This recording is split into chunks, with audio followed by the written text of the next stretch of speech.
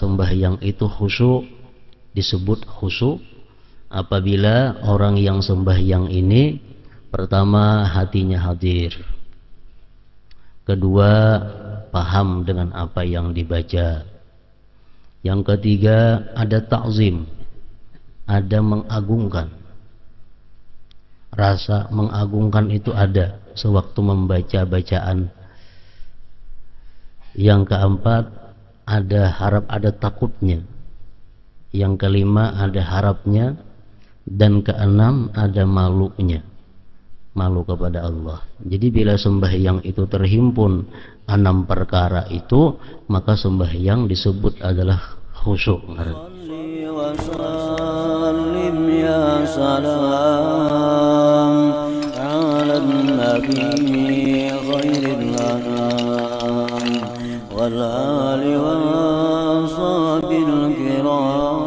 Bismillahirrahmanirrahim. Alhamdulillahi rabbil alamin, wassalatu wassalam ala asyrafil anbiya wal mursalin sayyidina maulana Muhammadin wa ala alihi wa sahbihi ajma'in. Qala al-musannif al-imam al-allamah al-habib Ahmad bin Zain bin Alawi al-Habsyi rahimahullah, nafa'ana bi'ulumih. Wa imadus salah wa ruhuha al-huduru wa tafahumu wa ta'zimu lillahi ta'ala wa raja'u bihi wal ikhlasu lah.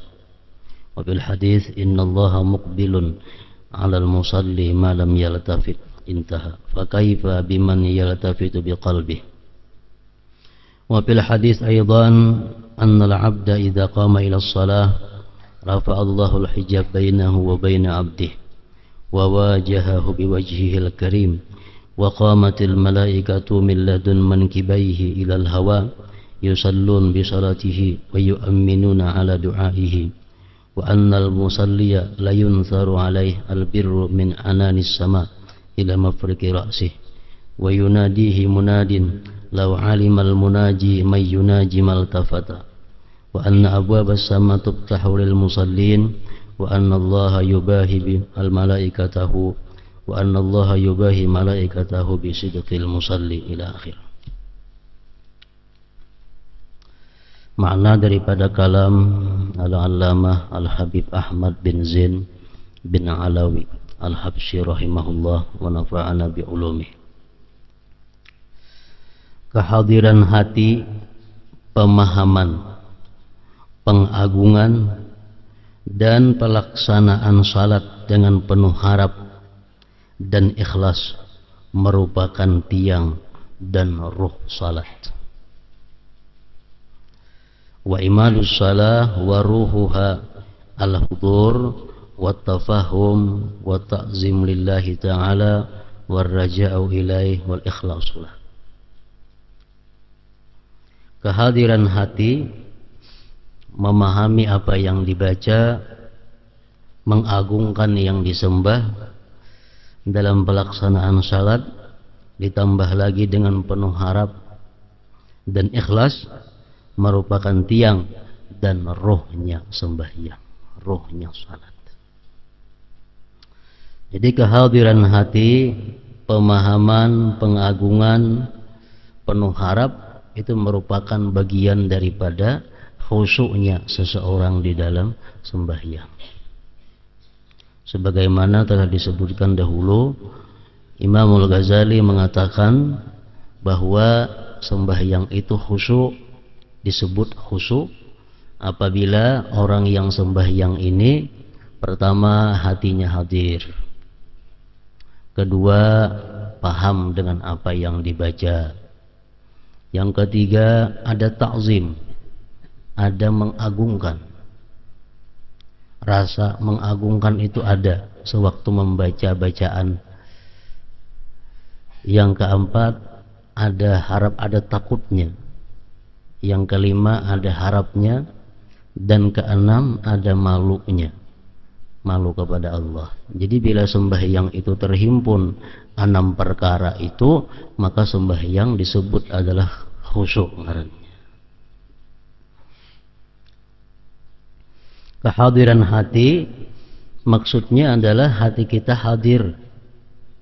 Arti hati hadir itu hati kita berada di dalam tubuh kita. Maksudnya hati kita kadang melayang dari apa yang kita kerjakan.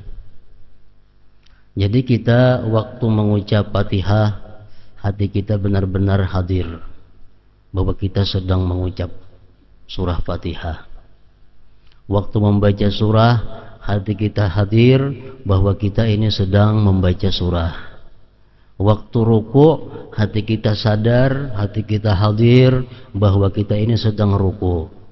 Waktu i'tidal, kita sadar, kita tahu, kita hadir bahwa kita ini sedang dalam i'tidal. Nah, seterusnya sampai salam.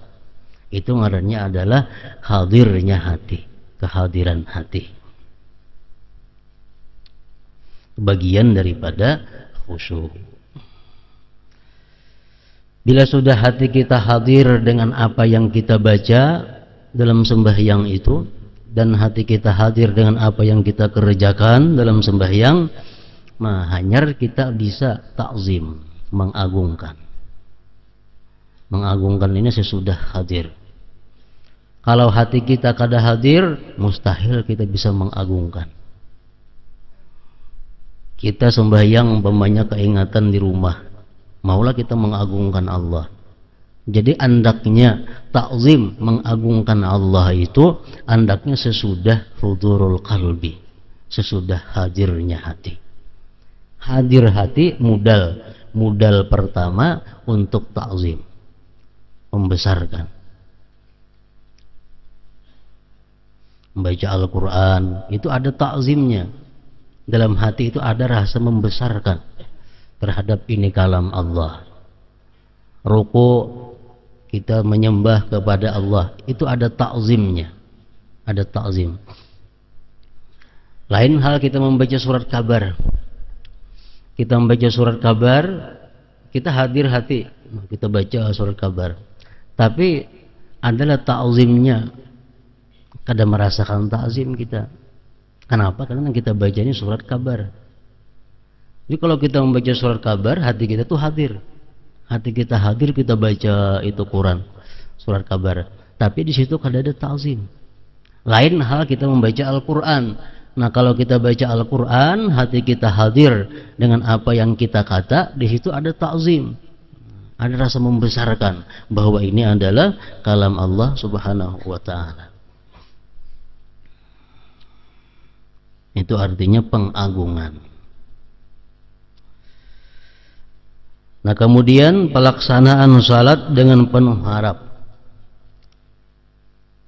Kita sembahyang tentu ada harapnya. Baik parahatan sembahyang itu maupun sesudah sembahyangnya itu pasti ada raja, harap, dan ada pula lawanannya takut kepada Allah. Dalam surat Fatihah itu pun kalau kita memahami, kalau kita hadir hati, kita paham, itu ada takut dan harapnya. Sebutin surah Fatihah. Di waktu kita membaca Ar-Rahmanir Rahim, itu adalah hati kita paling nyaman. Hati kita paling gembira. Hati kita berbunga-bunga. Begitu kita mengucap Ar-Rahmanir Rahim, bahwa Allah itu Maha Pengasih, Allah Maha Penyayang. Artinya orang zat yang sedang aku sembah ini, zat yang sedang aku munajat ini, zat yang sedang aku minta ini, orangnya Maha Pengasih, Maha Penyayang. Nah, bila kita menyadari bujur makna Ar-Rahmanir Rahim, mau kada mau kita pasti ada harapnya, harap disayangi Allah, harap dikasihi oleh Allah Subhanahu wa ta'ala. Ar-Rahmanir Rahim. Jadi kada aneh orang-orang dahulu ada yang mengulang-ulang sampai 70 kali kalimat Ar-Rahmanir Rahim itu. Kenapa? Karena merasa begitu nikmatnya, begitu nyamannya mengucap Ar-Rahmanir Rahim itu. Ar-Rahmanir Rahim, Ar-Rahmanir, diulang-ulang. Karena itu menambah kenikmatannya. Nah, begitu kita mengucap Maliki Yaumiddin, itu sudah berubah hati kita. Kenapa? Karena Malik Yaumiddin itu artinya adalah raja pada hari kiamat nanti. raja pada hari kiamat nanti. Setiap kita mendengar kalimat raja itu, raja di hari kiamat, itu hati kita pasti ada perasaan takutnya. Karena kita akan dipanggilnya kaina oleh raja itu, kita nantinya akan dimintai tanggung jawab oleh raja itu. Nah, ada takutnya, ada haibah atau ada khauf yang tersimpan dalam Maliki Yaumiddin. Jadi sembahyang itu adalah beberapa irama. Kadang-kadang hati kita takut, kadang-kadang hati kita ini harap, kadang-kadang hati kita nyaman, kadang-kadang hati kita sakit. Itu perjalanan di dalam sembahyang.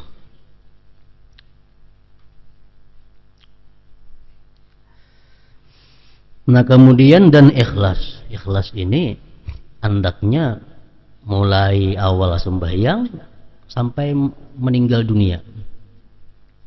Itu mesti ikhlas. Ikhlas itu dituntut mulai kita sebelum melakukan sembahyang sampai kita mati, kita ikhlas dengan sembahyang itu. Kalau kada demikian, jelas sudah kada diterima oleh Allah.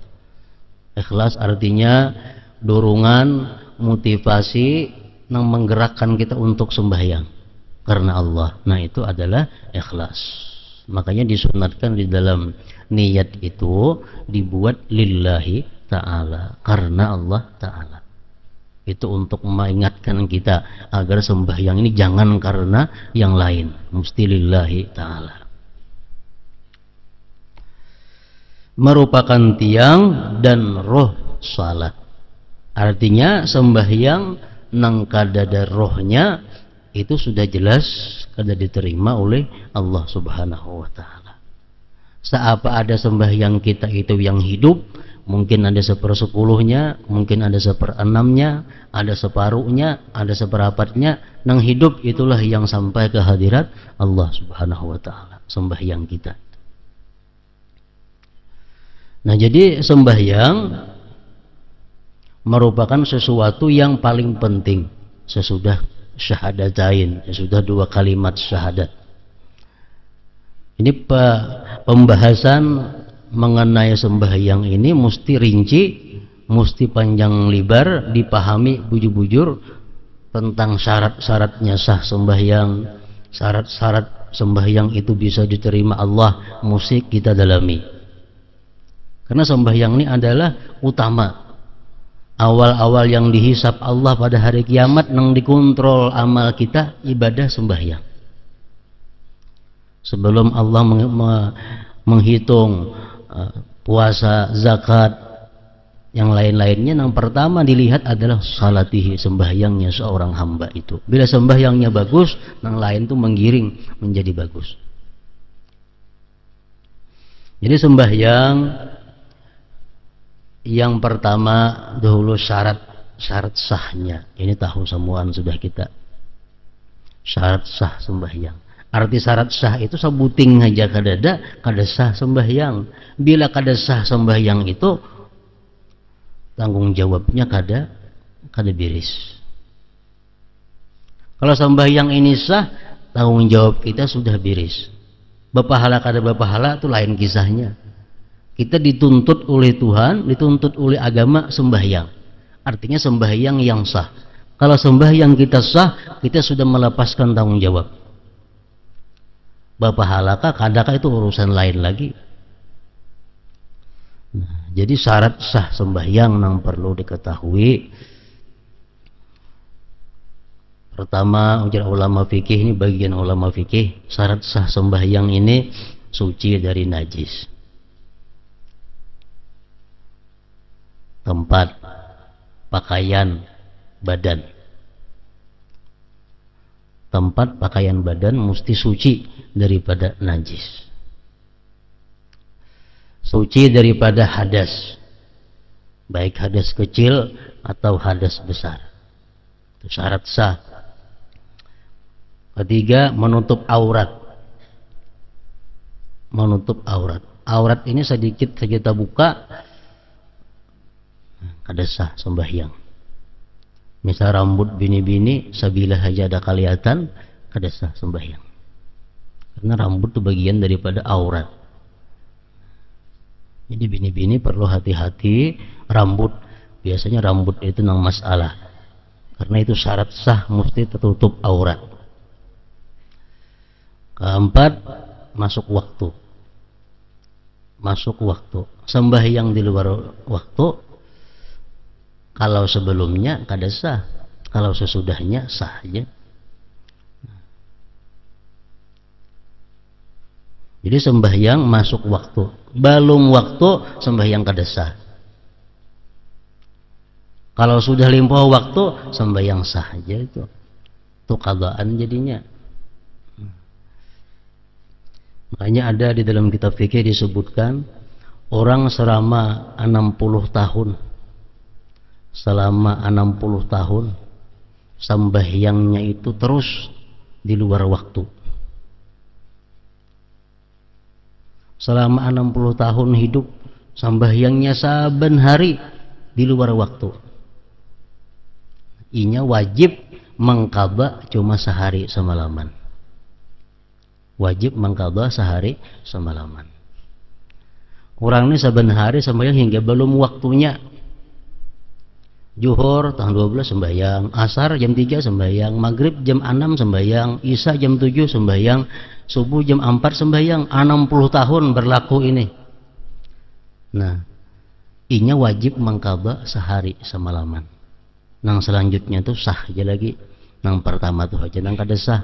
Kenapa? Karena hari kedua hukumnya mengqadha hari semalam, hari ketiga mengqadha hari kedua, hari keempat mengqadha hari ketiga, hari kelima mengqadha hari keempat sampai 60 tahun. Nang pertama aja nang kada sah. Nang sebelum waktunya. Nah, jadi masuk waktu itu syarat sah sembahyang. Yang kelima, istiqbalul qiblah, menghadap kiblat. Menghadap kiblat ini zan, sangkaan kuat kita. Dada kita ini arahnya ke Baitullah. Kita sangkaan kita kuat bahwa dada kita ini adalah ke arah Ka'bah. Untuk mengetahui kayak apa itu diperlukan kompas. Kata kawan terawahan ada kompas. Nah, bila kompas ini ada ke sana arah, lalu kita kawa mengambil sangkaan kita kuat bahwa dada kita ini arahnya ke kiblat Ka'bah. Yang keenam, al-ilm bi kaifiyatis shalah, mengetahui cara sembahyang. Artinya mengetahui cara sembahyang ini adalah kawa membedakan yang mana rukun, yang mana kada rukun. Nah, jadi orang nang sembahyang itu syarat sahnya juga mengetahui nang mana nang rukun, nang mana kada rukun. Kunut rukun kah? Tahunya. I'tidal rukun kah? Tahu. Tasyahud awal tu wajib kada? Tahu. Tasyahud akhir ingat mana batasnya nang wajib? Tasyahud awal ingat mana batasnya? Tasyahud akhir bintang mana batasnya? Fatihah wajibkah, surah wajibkah? Nah, itu mesti tahu. Mesti tahu itu. Amunnya kada tahu, kada sah sembahyangnya. Walaupun pas, walaupun bujur. Amunnya meyakini, jadi semuaan gawe yang sembahyang itu wajib. Nah, sah aja itu. Sah aja. Atau ujarnya gawe yang sembahyang tuh ada nang sunat, ada nang wajib. Aku kada tahu nama nang wajib, nang sunat, sah aja juga itu. Cuma kada tahu ya nama kan nang wajib, nama nang rukun, nama nang kada, aku kada tahu. Tapi aku yakin dalam sembahyang tuh ada rukun, ada nang kada. Membedakan kada kawa. Nah, itu sah aja juga kalau demikian pendapatnya, ya etikatnya. Kada tahu. Amun ditakuni orang kunut rukun lah. Rukun berarti kada sah ngarannya itu. Nah, jadi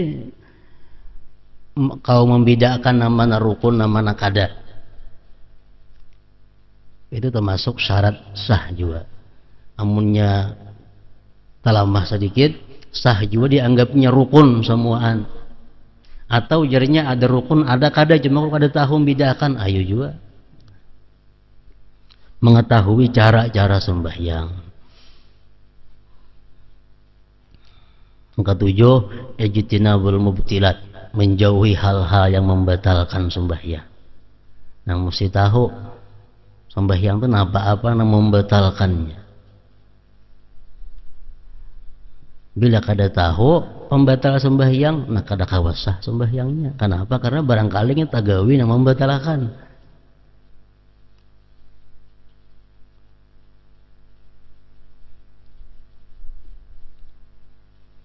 Menaguk liur sembahyang, merasa ada kopi susu ada, batal sembahyangnya. Rasa manis lamak ada, itu batal sembahyang.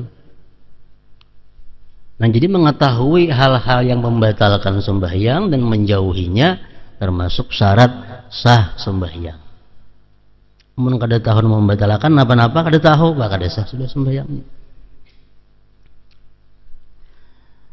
Kemudian fi'lul arkan, melakukan rukun-rukun sembahyang.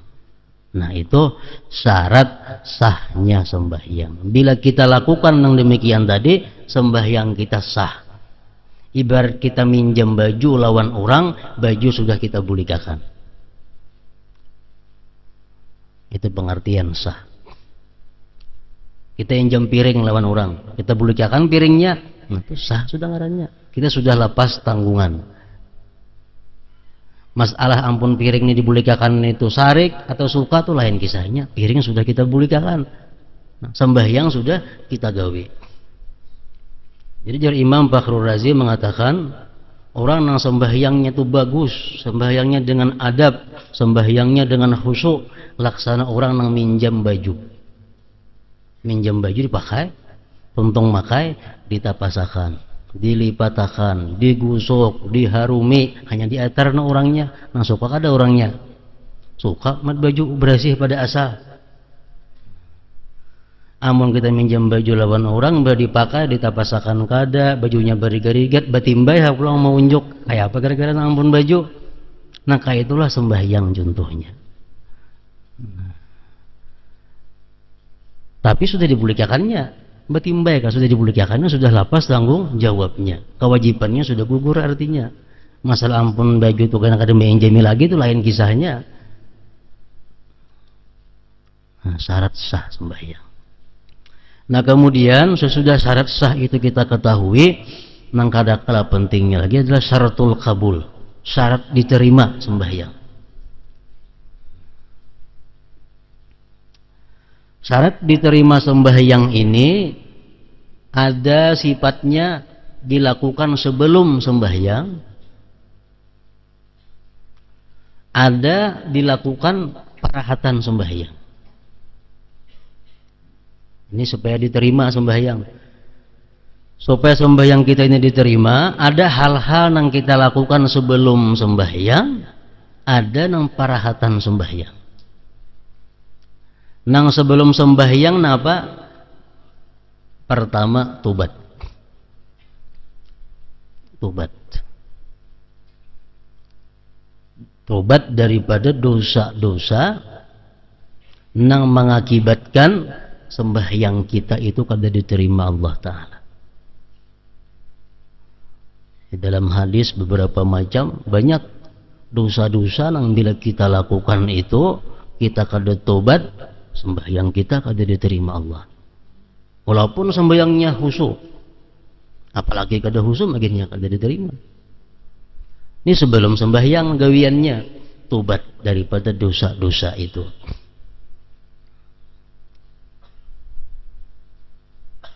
Pertama, yang seringkali disebut di dalam hadis Rasulullah yang menyebabkan sembahyang kita ini kada kawat terangkat, musaramah. Musaramah ini artinya bermusuh-musuhan antara orang Islam, kada betagur sapa lebih daripada 3 hari. Antara orang Islam kada betagur sapa, nah, pemusuh-musuhan lebih daripada 3 hari.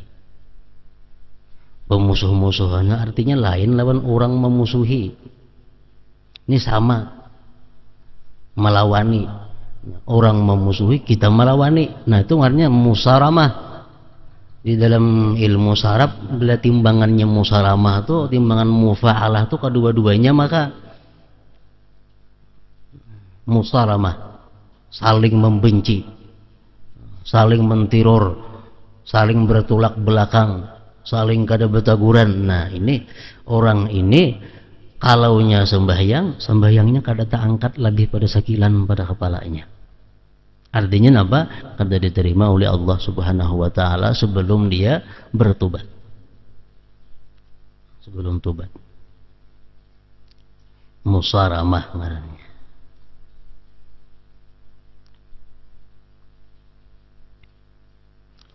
Yang kedua lagi, nang sembahyangnya kada diterima itu adalah imam nang makmumnya kada katuju. Maksudnya makmum kada katuju ini mayoritas. Mayoritas makmum itu kada katuju si fulan itu jadi imam. Tapi hendak kebesorong jadi imam. Misal di masjid itu orang 10, 7 nang kada katuju. Paling-paling 3 nang kada katuju, anak sidin juga nang katuju itu paling. Orang lain kada nang katujunya. Nah, sidin itu sembahyang kada diterima.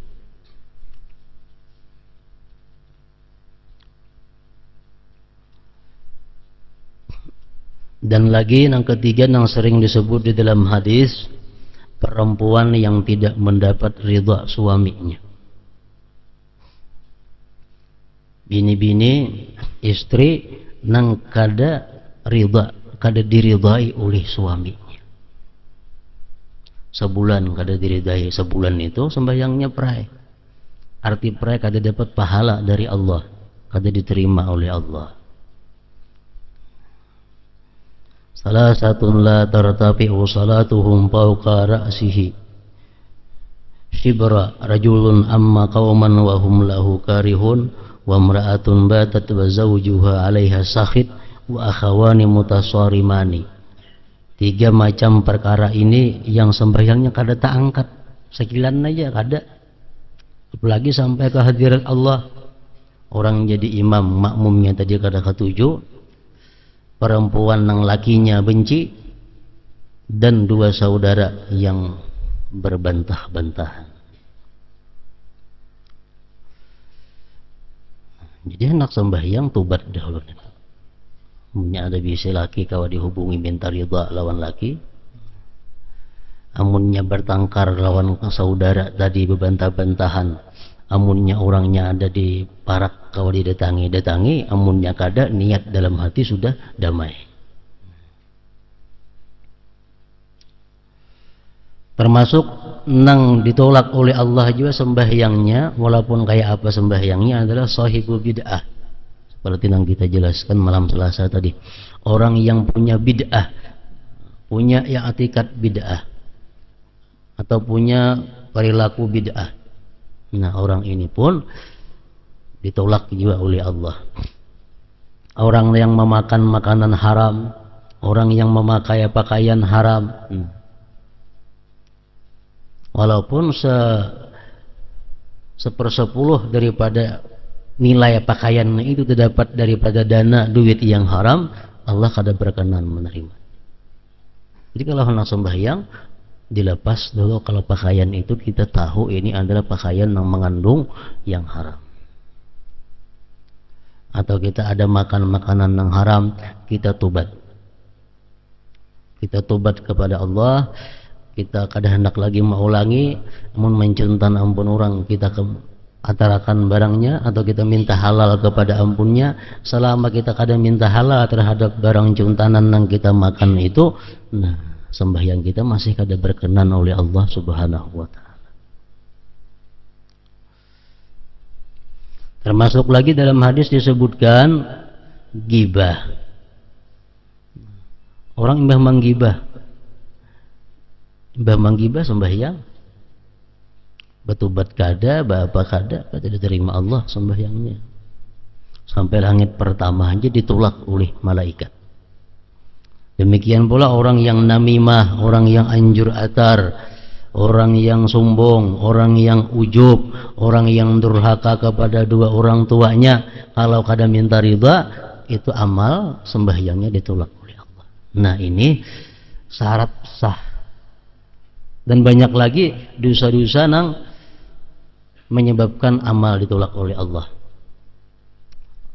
Pemimpin, pemerintah yang zalim terhadap rakyatnya, orang-orang yang khianat terhadap amanahnya, orang-orang yang datang kepada dukun dan membenarkan apa yang dikata dukun, 40 hari amalnya ditolak oleh Allah. Nah,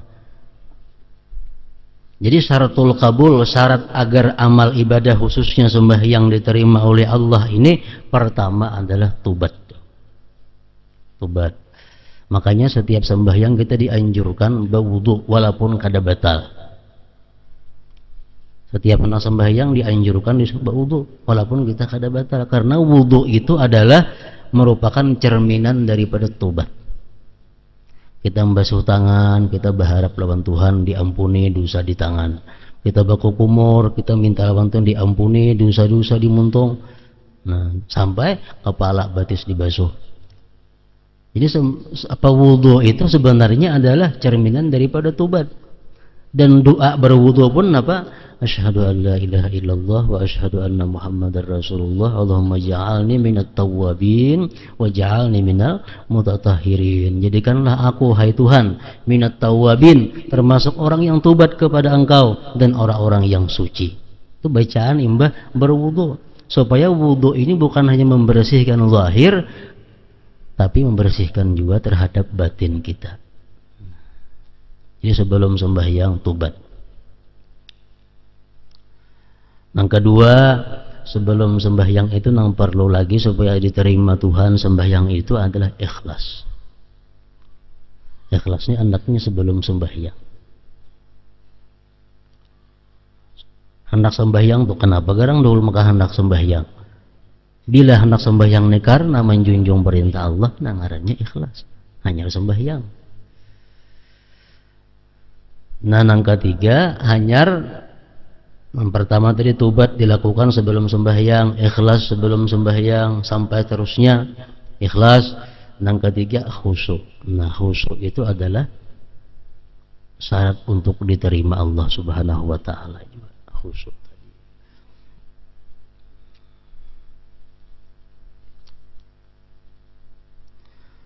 Nah, kehadiran hati, pemahaman, pengagungan, dan pelaksanaan salat dengan penuh harap dan ikhlas merupakan tiang dan ruh salat. Disebutkan dalam sebuah hadis, innallaha muqbilun 'alal musalli ma lam yaltafit. Sesungguhnya Allah menghadap kepada orang yang salat selama ia tidak menoleh. Hadis riwayat Abu Daud, Nasai, dan Malik. Lalu bagaimana kiranya dengan orang yang melakukan salat dengan hati lalai? Artinya di waktu kita sembahyang, Allah menghadapi kita dengan rahmatnya, dengan anugerahnya, selama kita kada berpaling daripadanya. Bila sudah kita menoleh, baik mata kita, baik anggota tubuh kita, nah itu sudah Allah Subhanahu wa ta'ala berpaling juga. Berpaling juga. Allah terus menghadapi kita selama kita menghadapinya. Kalau kita berpaling, Allah pun berpaling juga. Jadi para ulama mengatakan, sesudah kita tahu syarat sembahyang sah, syarat sembahyang supaya diterima apa, nang kala-kala pentingnya kita mengerjakan sesuatu nang menunjang supaya amal sembahyang itu diterima oleh Allah.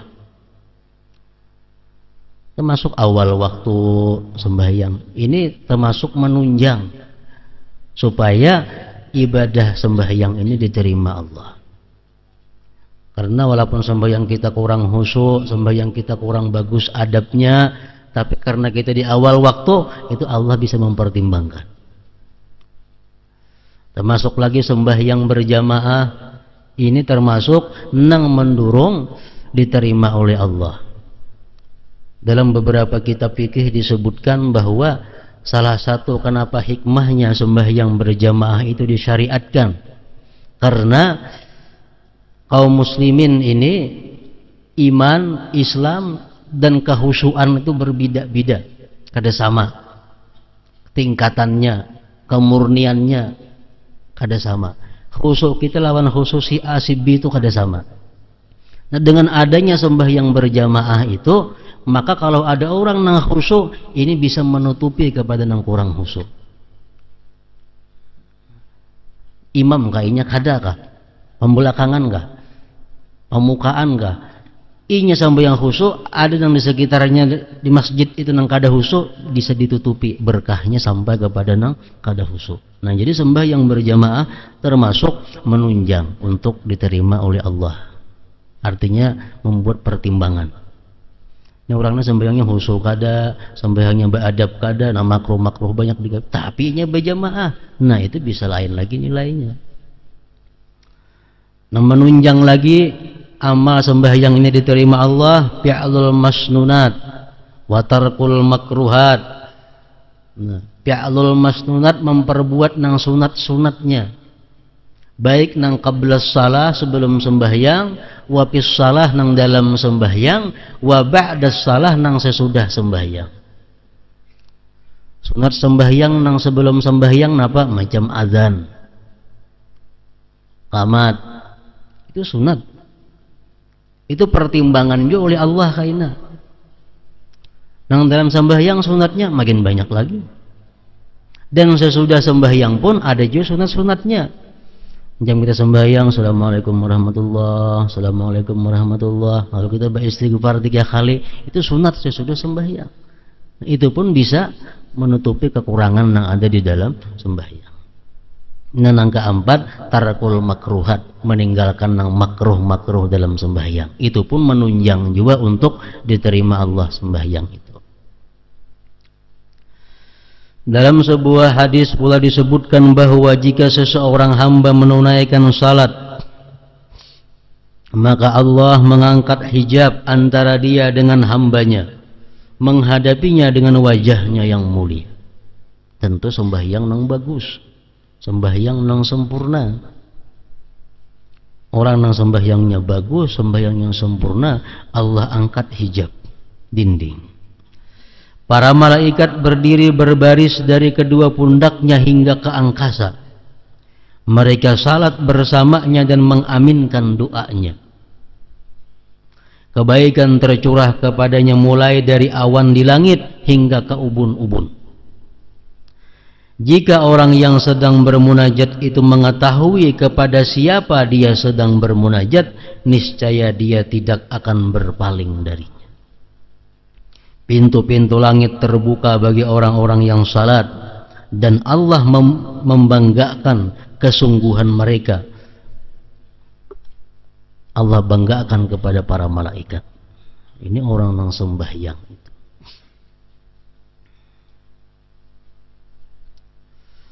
Dalam kitab At-Taurat tertulis, wahai anak Adam, jangan merasa lemah untuk salat dan menangis di hadapanku, karena aku adalah Allah yang sangat dekat dengan kalian, dan dalam kegaiban kalian akan melihat cahaya.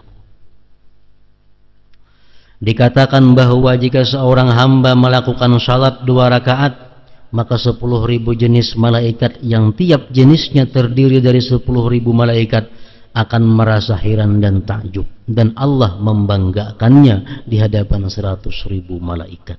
Nah, ini orang-orang yang sembahyangnya tentu yang bagus, yang khusyuk tadi. Renungkanlah wahyu Allah Ta'ala berikut, qad aflahal mu'minun alladzina hum fi salatihim khashi'un. Sesungguhnya beruntung orang-orang yang beriman, yaitu orang-orang yang khusyuk di dalam salatnya.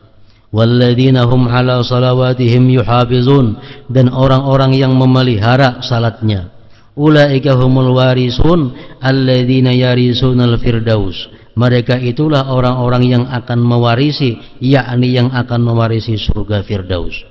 Ini surat Al-Mu'minun mulai 1 sampai 11. Qad aflahal mu'minun, sungguh beruntung orang-orang yang beriman, ujar Tuhan. Beruntung orang-orang yang beriman. Orang beriman yang macam apa yang disebut Tuhan beruntung itu? Pertama, alladzina hum bi salatihim khashi'un, yang mana mereka itu dalam sembahyangnya khusyuk. Yang kedua, walladzina hum 'anil lagwi mu'ridun, yang mereka itu daripada hal-hal yang diharamkan mereka berpaling. Yang ketiga, walladzina hum lizzakati fa'ilun, mereka itu menunaikan, melaksanakan zakat. Walladzina hum li furujihim hafizun, orang-orang yang menjaga kemaluan mereka daripada hal-hal yang tidak halal. Menjaga kemaluan, memelihara kemaluan daripada hal-hal yang diharamkan Allah. Walladzina hum li amanatihim wa ahdihim ra'un, orang-orang yang menunaikan amanah mereka, baik amanah mereka yang dari Allah atau amanah sesama manusia. Walladzina hum 'ala salawatihim yuhafizun, dan orang-orang yang memelihara sembahyang mereka. Nah, itu yang disebut Tuhan beruntung tadi. Balasannya apa? Ulaika humul warisun, mereka itulah orang-orang yang mewarisi. Mewarisi apa?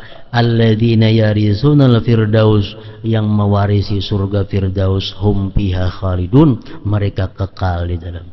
Firdaus ini a'lal jinan, surga yang paling tinggi. Imbah firdaus itu aras Allah Ta'ala aja lagi. Jadi surga yang paling tinggi adalah surga firdaus. Itu akan ditempati oleh orang-orang yang beriman, yang punya sifat demikian tadi. Dalam kitab Jami' Asbabil Khairat karangan Muhammad bin Abdullah bin As'ad al-Imrani, diriwayatkan dari Ibni Abbas radhiyallahu anhuma bahwa Rasulullah SAW bersabda, "Mathalu hadzal din kamathali syajaratil musmirah fil hadiqah.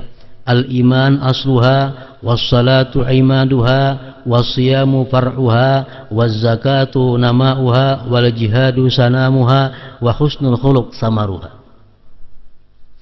Agama ini seperti sebatang pohon yang berbuah di dalam kebun. Akarnya adalah iman.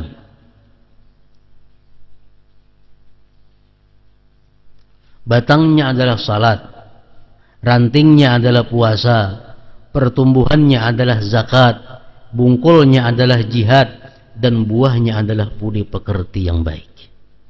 Dalam riwayat Anas radhiyallahu anhu disebutkan bahwa wal kaffu an maharimillah samaruha, buahnya itu agama adalah kemampuan untuk mencegah diri dari hal-hal yang diharamkan Allah Ta'ala. Dalam kitab itu juga disebutkan sebuah hadis riwayat Abu Hurairah radhiyallahu anhu yang menyatakan bahwa Rasulullah SAW bersabda, "Min uqubatil mutahawin bis salah an turfa'a barakatu umrihi wa rizkihi wa simas salihin min wajhihi wa la yuqbalu fi du'a'us salihin wa la yuqbalu du'a'uhu wa la yu'jaru ala amalih wa yamutu atshana ja'i'a dhalila wa yadiku qabruhu wa yuzlim wa la yanzurullah ilaih wa la yuzakkihi wa lahu azabun alim." Di antara siksa yang diberikan kepada orang yang merimihkan salat. Pengertian merimihkan salat ini macam-macam. Orang yang kada sembahyang itu sudah nyata merimihkan salat. Orang yang sengaja mengeluarkan sembahyang dari waktunya termasuk merimihkan salat. Orang yang sembahyang kada hati-hati sehingga kada sempurna rukunnya, itu termasuk merimihkan salat. Orang yang kada hendak berusaha agar sembahyang itu diterima Allah, termasuk merimihkan salat. Jadi macam-macam pengertian merimihkan salat. Rasulullah Shallallahu Alaihi Wasallam sewaktu di Masjid Nabawi, beliau melihat ada seorang sembahyang. Tuntung sembahyang, orang itu suruh Nabi ulangi sembahyang. Suruh Nabi lagi, tuntung sembahyang, Ya Nabi ulangi lagi sembahyang. Sembahyang lagi, untung ulangi ya Nabi lagi sembahyang ikam. Beberapa kali akhirnya kenapa garang wahai Rasulullah? Maka disuruh ulang-ulang sembahyang ulun ini. Ujar Nabi sembahyang ikam itu kada sempurna rukunnya, sujudnya kada sempurna, rukuhnya kada sempurna, artinya tumakninahnya kada bagus. Rukunya keancapan, sujudnya keancapan, i'tidalnya keancapan, sehingga ibarat bacaan itu kada bebuku beruas lagi. Ini termasuk memperinting salat ngarannya. Ada lagi diriwayatkan dalam kitab Al-Kabair. Nah, di situ disebutkan seorang laki-laki sembahyang dilihat oleh Rasulullah sembahyang, tonton sembahyang, ulangi je Nabi sembahyang ikam. Ulanginya, untung ya Nabi ulangi sembahyang itu lagi, ulanginya pulang sampai beberapa kali. Kenapa garang berulang-ulang sembahyang wahai Rasulullah? Ujar Nabi, itu pakaian ikam itu nah limpuwa buku lali. Laki-laki nih, nah sembahyang laki-laki. Gamis ikam tuh limpuwa buku lali. Salawar kasabah aja tapi kalimpua buku lali tapa air, artinya ujar Nabi Allah kada menerima orang yang sembahyang pakaiannya itu laki-laki itu pakaiannya limpua buku lali. Nah itu termasuk juga syarat diterima sembahyang oleh Allah Subhanahu wa taala. Nah orang yang memperinting sembahyangku diterima kakada asa sembahyang aja itu ngarannya mutahawin bis salat. Yang penting sembahyang terima kakada, karena kalau kita punya prinsip demikian kita memperinting dengan sembahyang. Di antara siksa yang diberikan kepada orang yang meremehkan salat adalah sebagai berikut: dicabut keberkahan umur dan rezekinya. Umurnya kada berberkah. Artinya umur kada berberkah itu kayak apa? Umurnya itu banyak kosongnya daripada kebaikan. Umurnya itu lebih banyak dosanya daripada kebaikan. Itu ngarannya umur nang kada berberkah. Rezekinya kada berberkah. Rezeki nang kada berberkah kayak apa? Rezeki nang membawa kita kepada maksiat. Duit di kantong, duitnya nak maksiat aja mulanjakan. Nah itu duit nang kada berberkah. Ada pakaian, bila memakai baju ini tak hendak model maksiat saja gawin, itu baju kada ada berkahnya. Orang yang meremehkan sembahyang tadi dicabut Allah berkah rezeki dan umurnya. Dihilangkan tanda-tanda kesalihan dari wajahnya.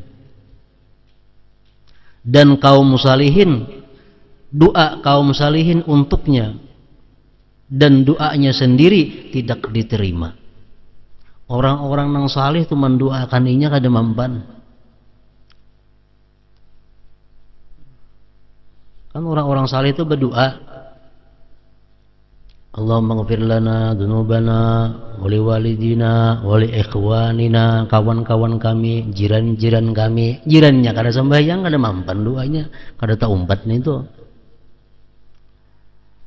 Lagi orang-orang salihin berdoa, doa haul. Sampaikan pahala ini kepada tetangga-tetangga kami. Tetangganya kada sembahyang, kada sangkut di doa itu. Tetangganya meremehkan salat, kada sangkut dalam doa itu. Doa kaum salihin untuknya dan doanya sendiri tidak diterima. Meremehkan salat. Amalnya tidak diberi pahala, dia akan mati dalam keadaan haus, lapar, hina, dan kuburnya akan menjadi sempit dan gelap. Allah tidak akan memandang dan menyucikannya, dan ia akan memperoleh siksa yang pedih. Nah, orang-orang yang meremehkan sembahyang itu. Nah, kemudian puasa, zakat, dan haji.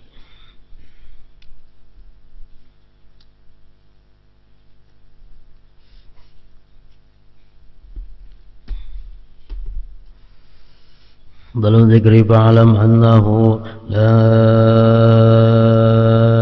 ilaha illallah Muhammadur Rasulullah la ilaha illallah